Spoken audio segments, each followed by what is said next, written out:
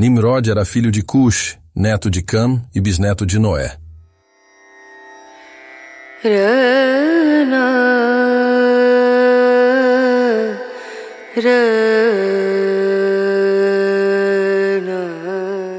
O nome Nimrod ou Nemrod significa rebelde.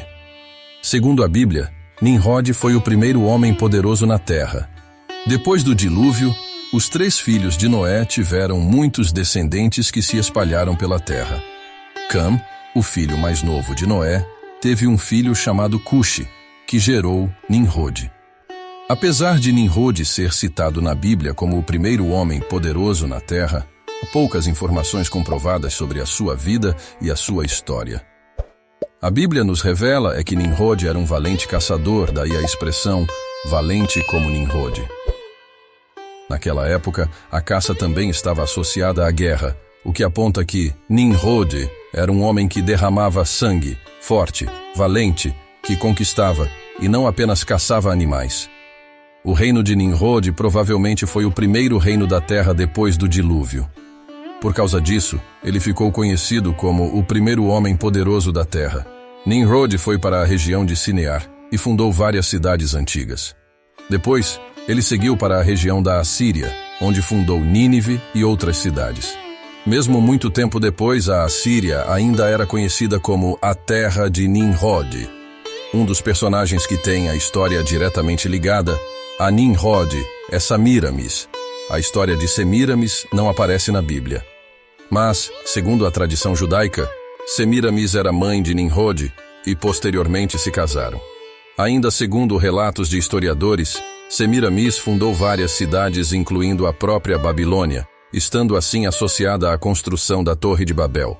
A ideia que Semiramis fundou cidades, se casou com Nimrod e teve um filho chamado Tamuz não é bíblica, tratando-se de pura especulação. Assim como a relação amorosa com Semiramis, a Bíblia não diz que Nimrod construiu a Torre de Babel. A construção da Torre de Babel aconteceu em Sinear, a mesma região onde Nimrod fundou várias cidades. No entanto, em nenhum momento, a Bíblia faz alguma ligação entre Nimrod e a Torre de Babel. Esta atribuição entre Nimrod e a construção da Torre de Babel vem da tradição judaica e foi sustentada por Flávio Joséfo. Na sua obra Antiguidades Judaicas, Joséfo diz que Nimrod construiu a torre como uma forma de se vingar de Deus por causa do dilúvio. Boa parte da fama sobre Nimrod não vem dos escritos bíblicos, mas de escritos da tradição judaica, como o Talmud babilônico e estudos arqueológicos. Alguns estudiosos buscam associar Nimrod a outros deuses babilônios e assírios da guerra e da caça, mas não há evidências comprovadas que Nimrod tenha sido uma divindade babilônica. Embora a história de Nimrod tenha se popularizado por causa da novela, não há nenhuma comprovação bíblica que Nimrod teria se casado com a sua própria mãe Semiramis ou teria construído a Torre de Babel.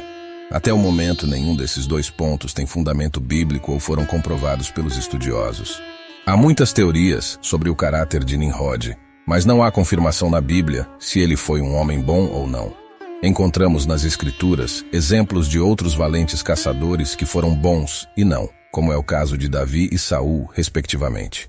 Alguns historiadores afirmam que Nimrod foi um grande tirano, que dedicava-se a afastar os homens de Deus, afirmando que o Senhor buscava uma forma de escravizar as pessoas. Já em relação ao seu nome, Nimrod surge do hebraico e significa rebelar, o que aumenta ainda mais as teorias de que ele possa ter sido um valente de coração ruim. Para reforçar ainda mais esta teoria, há uma passagem na Bíblia que ele é descrito como o poderoso caçador perante o Senhor, associando-o a um tirano. O título de caçador pode ser compreendido literalmente a respeito daquele que vai à caça dos animais ferozes, ou talvez signifique o chefe das incursões contra as nações circunvizinhas. Provavelmente, diante do Senhor, tinha na sua origem uma referência teológica, para dar a entender que a suprema deidade tomava interesse nas suas proezas.